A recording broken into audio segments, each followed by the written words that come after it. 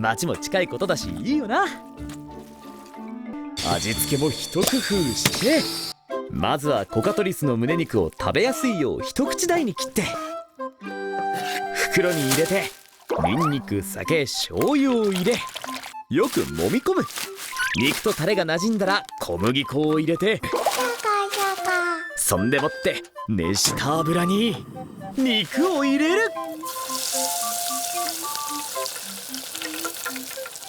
よし、できた。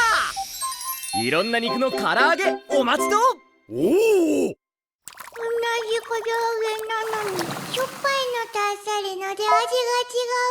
おいしいよ、お、違いがわかるか。フェルはうまいみたいだな。さて、第2陣上がったぞ。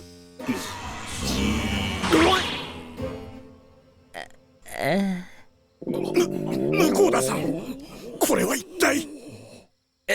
よろしかったらどうぞ。こりゃ肉か。しかも熱々。こんな美味なる食事は初めてですの。